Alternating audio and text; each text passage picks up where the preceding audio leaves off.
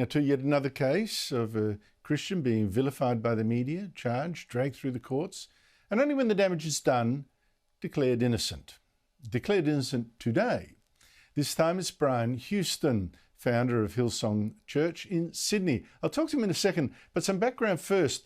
You can tell why Brian Houston became a hate figure for a media that seems so anti-Christian. He started this Pentecostal church in 1983 and turned it into almost a brand. In fact, Australia's biggest single church. To judge by the worshippers each week, people are attracted by its relaxed style, its music, and of course, Houston's preaching. But I believe tonight that there will be the scent of forgiveness. Now, his church was so successful that Prime Minister Scott Morrison, self-Pentecostal, went to it to be interviewed by Houston. And the church expanded globally to the United States and nearly 30 other countries, but it all went bad for Houston. 24 years ago, his father, Frank, now dead, told his son had sexually abused a boy, 7 years old at the time, in 1970. Now, Houston did not go to the police. He said the victim, by then in his late 30s, had told him he did not want police told. Had not told police himself, and he was an adult. But that victim now says, well, I didn't say that, and police charged Houston with concealing the crime to protect his church. And today, the magistrate, though, hearing the case, said, no, Houston did have a reasonable excuse under the law not to tell authorities. He knew or believed on reasonable grounds that the victim did not want this matter reported to police.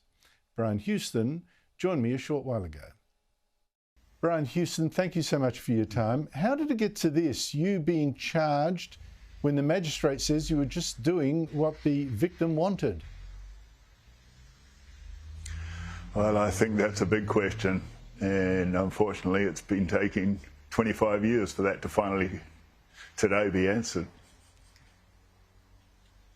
25 years. You said outside the court today you were the victim of a targeted attack. What do you mean by that? Well, I genuinely believe that if I wasn't Brian Houston from Hillsong Church, this charge would never have happened. There were many people who were aware of the accusations about my father before I was, and none of them did anything, in fact, about it. I was the one who confronted my father, and I end up being the one many years later getting charged. Is it the anti-Christian element that you're referring to here? Anti-church, anti-Christian.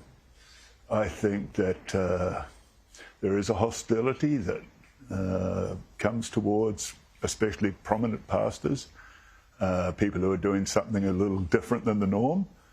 And it's a tragic blight, I think, on sections of the Australian media and on sections of the Australian population. Yes, there were lots of spooky stories about your evil church and the secrets of the church, documentaries like that. It was quite extraordinary. Yes. But, you know, a lot of people will want to know, what did you do about your father when he admitted to you in 1999 that he had abused that boy? Was it like, you know, the accusation was from the prosecutors, you're trying to all keep it quiet? Is that what you actually did? No, in fact, the exact opposite. And one of the things that came out today in the judgment was that the judge believed, the magistrate believed, that I, in fact, opposite, in a way, exactly the opposite to a cover-up, which is what I've always believed, because that's exactly what happened. I began to tell people immediately.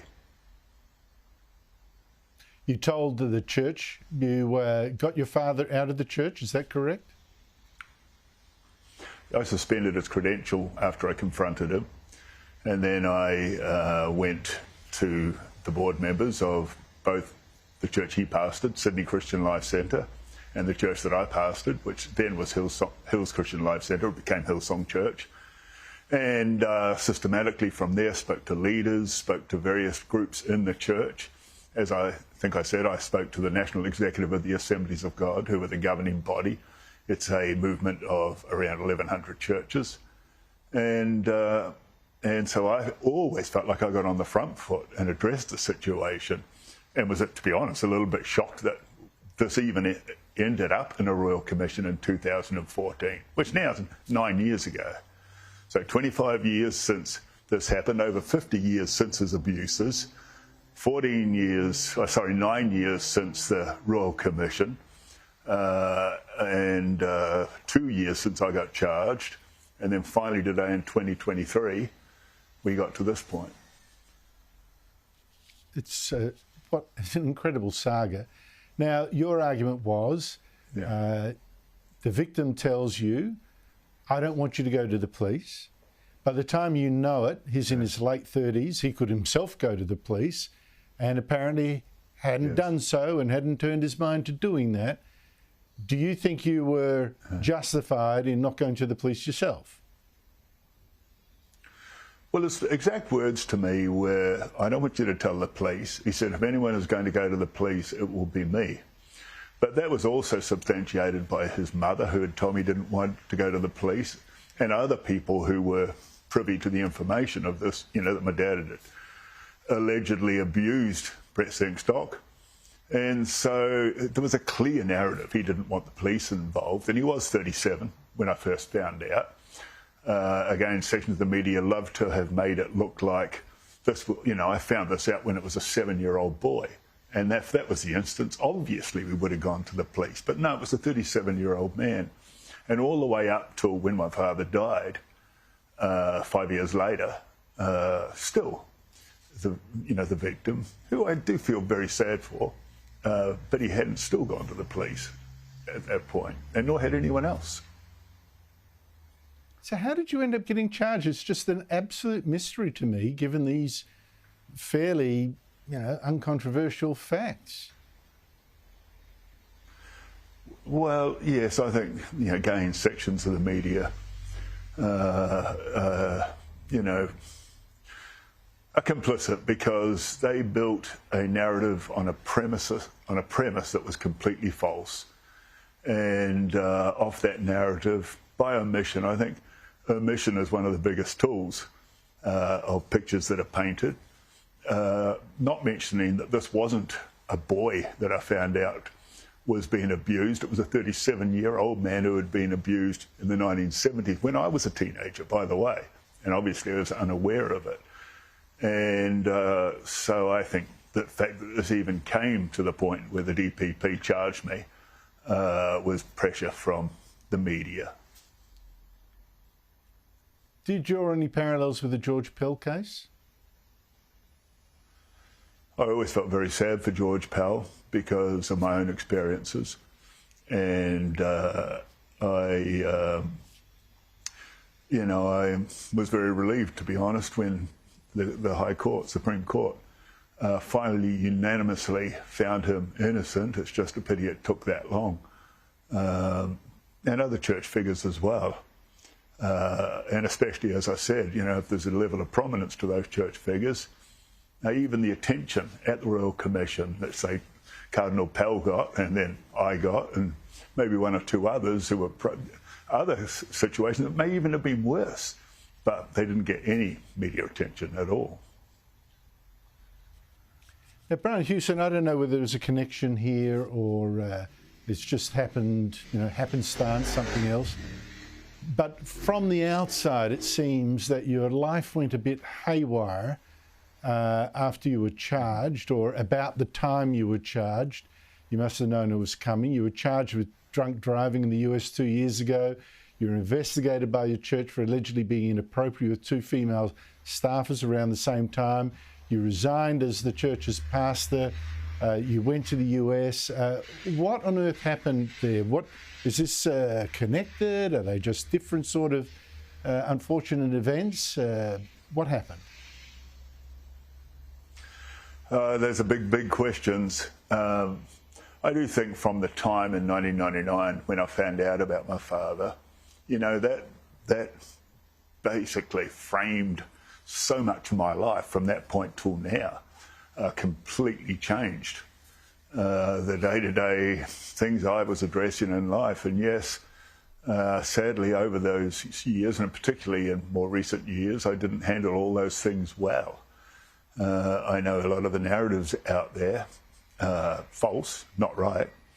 I never had a sexual issue, I had a substance issue. And one of those was sleeping tablets, which I overcame in 2012. I've never taken a single sleeping tablet since 2012.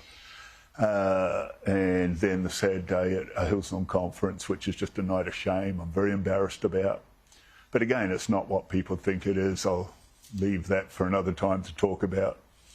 But, and then the DUI. Is this where you were found in another woman's, in a woman's room? Is that the incident you mean? Well, yes. And I knocked on the wrong door. In fact, I knocked on the door next to our door. And I thought that person was in our room in the state of confusion that I was in. But that's a story for another day. Okay, well, where are you now in your life? But now I'm strong. My wife and I are doing well. Today is a huge burden off our shoulders. And I'm only 69. I'm a young man, so I feel upbeat about the next decade. And I'm not exactly sure what that's going to look like yet, but I do know I'm too young to retire. And so I hope to make a solid contribution. I love the Lord Jesus Christ. I love serving him. I love people. I love the congregation at Hillsong. We still miss them desperately. And so I'm full of expectation that we'll forge out something for the future. Where are you making your home now then? You feel happy enough to be back in Australia? You know what? I love Australia. Bobby and I, we both love Australia, but Australia in many ways hasn't loved us. And that makes me very sad, but it's a truth. And so we're in a state of flux. I think we will be spending more time overseas where potentially there's a lot more opportunity for us. But this is our place. I wasn't born in Australia, but I've been a citizen for over 40 years, and so it's in our blood. We were going for the Matildas last night. So, yes. You didn't want to talk about the two cases where the church investigated harassment alleged of two women, one of whom quit the church. But I played earlier a clip, that clip of you preaching that you felt the Lord's forgiveness in the room. Do you forgive it? Do you feel it now? Look, I've always known that God's a God of grace, and I took these things to God. And at the time, I mean, with the one issue was in 2012, I sent a single text. It was reported as some text, but it was a single text, and it said simply, under the influence of sleeping tablets, it said simply, if I'd have seen you, I may have wanted to hug and kiss you. It was a stupid text. I was not conscious. I was, in a state of subconsciousness, and when I woke up in the morning and realised what I'd done, it wasn't something that was done premeditated or anything like that, and I apologised immediately. So that happened. And then in 2019 is the situation where, again, I took a double dose of anti-anxiety tablets. It only ever happened once. I never had a problem with those tablets. It happened once, but mixed with alcohol, again, I was in a state of confusion and ended up knocking on the door next to our room rather than our door. Brian Houston, do you think one of the reasons you felt targeted in this whole process was that you were connected, for instance, with Scott Morrison, or he with your church, he being Pentecostal himself? Did that make you more of a political target? Oh, there's no doubt. And, it was a beat up in many ways. I mean, it's been reported thousands of times that Scott Morrison said that I was his mentor in his maiden speech in Parliament. But if anyone goes and reads the Hansett report, I never said that. He never said that. He never ever said that. He mentioned 3 pastors who had an influence on his life, and I was one of them. So the whole thing has been one of those stories that has grown legs that wasn't even real. And I do know Scott Morrison, but if people understood just how little we had talked, over the years that he was in, well, he's still in politics, but leading up to when he was Prime Minister, they would realise that the whole story's, again, like many things, a beat-up, trying to fulfil a political agenda.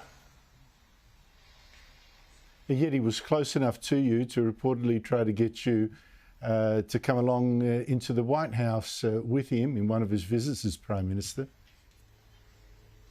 Yes, and I was totally oblivious to that. I got a call from the Wall Street Journal asking if, I'd been rejected from the White House, and I never heard anything about it, so I thought it was false. I said no, so that's not true.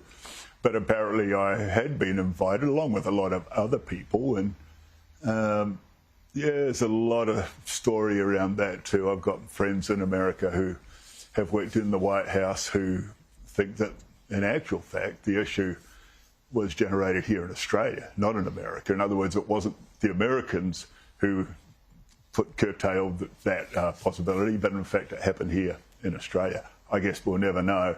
What I do know is I was at the White House and in the Oval Office, just not so long after that, so who knows. Oh, really? I didn't know that. Brian Houston, you're looking a little thinner and I must say a little more drawn than you were some years ago. Maybe you do seem a bit down. You worry me a bit. Is it just the day that, I don't, well, it's been a big day, so I should be filling up because it's been a day that's been coming for a long time. I'm not down, Andrew. I guess I'm a little bit in a bubble, just, trying to get my thoughts together around everything that's happened. But I do appreciate the opportunity to talk to you. Thank you very much for coming on to the show.